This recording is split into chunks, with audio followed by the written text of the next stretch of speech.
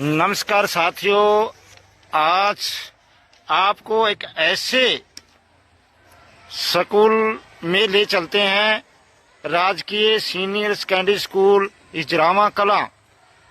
तो शायद आप सोचोगे कभी हम ये सपना तो नहीं देख रहे।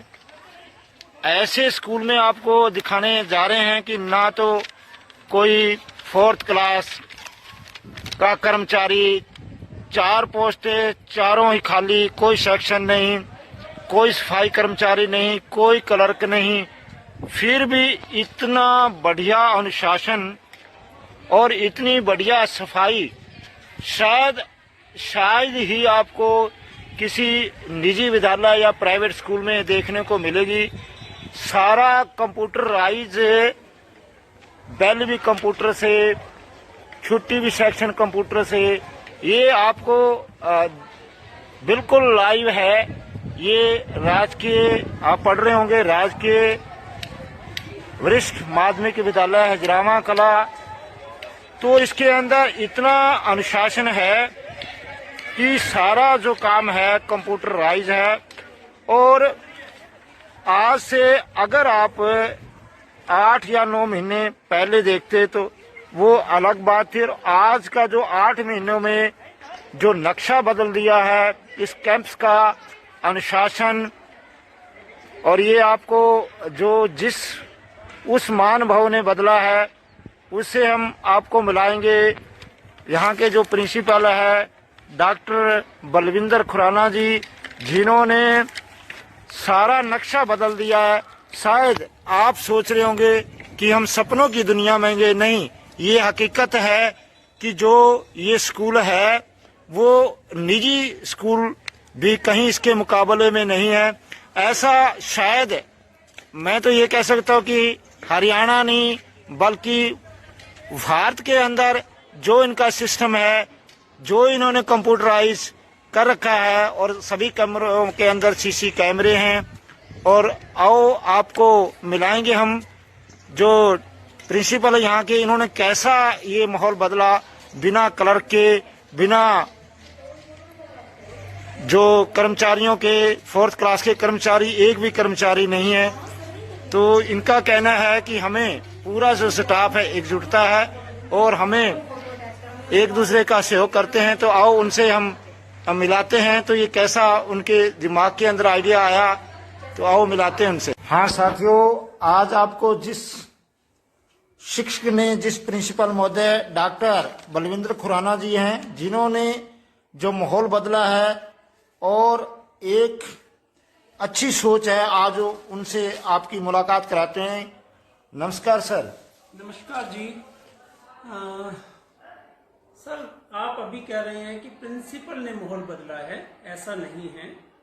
अभी भी माहौल में परिवर्तन अकेले प्रिंसिपल से नहीं आता, पूरी टीम से आता है। और इस विद्यालय की जो टीम है, मैं कहता हूं कि शायद फतेहाबाद जिले की सबसे अच्छी टीम कहूं तो अतिशयोक्ति नहीं है। निश्चित तौर पर पूरी टीम के सहयोग के द्वारा परिवर्तन आता है, जो आप परिवर्तन देख रहे हैं। सर, मैं आपसे ये पूछना चाहूंगा कि 4th क्लास की भी जो सीटें हैं खाली हैं, 4 हैं, क्लर्क भी नहीं है, तो आप ये कैसे डील करते हो? और इतना बढ़िया कैंपस है, सफाई है, कहीं कागज का टुकड़ा नहीं है, बाथरूम इतने साफ सुथरे हैं कि शायद कोई 5 स्टार होटल के भी ना हो, तो ये कैसे करते हैं आप? सर, आप ठीक कह रहे हैं। ये लास्ट ईयर ही स्कूल 8वीं से 12वीं अपग्रेड हुआ है। 4th क्लास की पोस्ट अभी मेरे पास सैंक्शन नहीं है, क्लर्क की पोस्ट सैंक्शन नहीं है।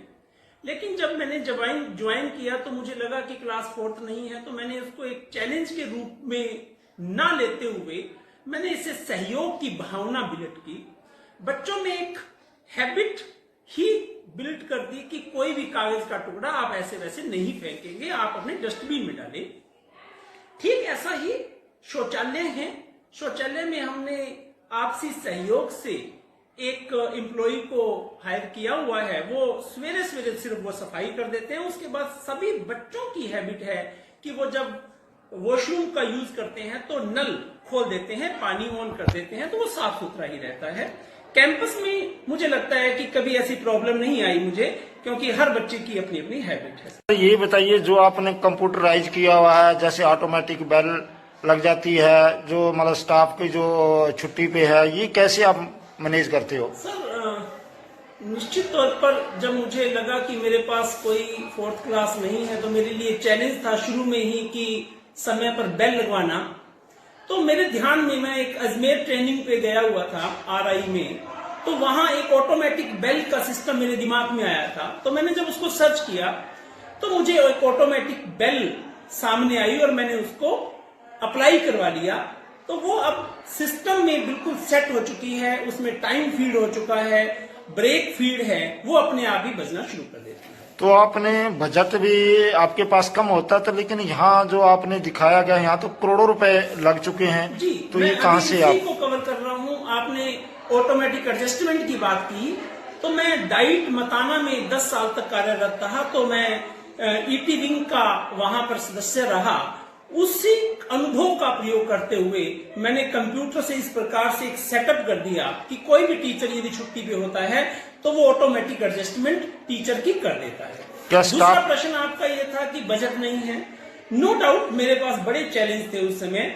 तो उसमें कम्युनिटी की इन्वॉल्वमेंट को लिया गया, कुछ लोगों को साथ लिया गया। सबसे पहला जो साथ दिया सेठ देवी दयाल तायल जी ने, वो आगे आए, उन्होंने समर्सिबल डोनेट किया। समर्सिबल के साथ साथ पानी की कैपेसिटी जो 2000 लीटर थी उसको 6000 लीटर किया। टैप्स जो हमारे पास सिर्फ 6 थे उनको 18 किया, ताकि सभी बच्चों की बीच में पानी पहुंचा। साथ साथ उन्होंने 15 अगस्त पर जब इनोग्रेट किया तो मुझे किचन शेड दिया, 25 पंखे दान किए। इसी प्रकार से सेठ हजारी जी हैं, उन्होंने हर कमरे में CCTV डोनेट किया। इसी प्रकार IDBI बैंक आगे आया। IDBI बैंक ने हमें वाटर कूलर दिया, 2 बैटरीज का इन्वर्टर दिया, पंखे दिए। तो इस प्रकार से कम्युनिटी इन्वॉल्वमेंट करते हुए ये सब कुछ संभव हो पाया है। तो सर एक बात मैं आपसे पूछना चाहूंगा कि जैसे लोगों की जो सोच है, मेरे ख्याल में आपने बदल दी है कि यहाँ केवल SC या BC के बच्चे आते हैं, लेकिन इस चीज को माहौल को देखते हुए मेरे को तो लग रहा है कि यहाँ सभी कम्युनिटियों के जनरल के बच्चे भी आ रहे हैं। कह रहे हैं मेरे पास अभी इस वक्त भी लगभग 350 बच्चों की स्ट्रेंथ है, जबकि ये 8वीं क्लास तक का ही स्कूल था पिछले साल। इस साल मेरे पास 9वीं क्लास में लगभग 100 बच्चे हैं। तो आगे आने वाले दिनों में निश्चित तौर पर ये स्ट्रेंथ और बढ़ने वाली है। जब इस बार स्कूल शुरू हुआ था तो हमारे पास बैठने के लिए बच्चों के ड्यूल डेस्क नहीं थे। वो मैं थैंक्स करना चाहूंगा हमारे माननीय जिला शिक्षा अधिकारी का कि उन्होंने किसी भी स्कूल से सरप्लस जो डेस्क थे वो बच्चों को उपलब्ध करवाए। आज बच्चे मेरे सभी ड्यूल डेस्क पर बैठते हैं। तो निश्चित तौर पर आगे आने वाले दिनों में संख्या और बढ़ने वाली है।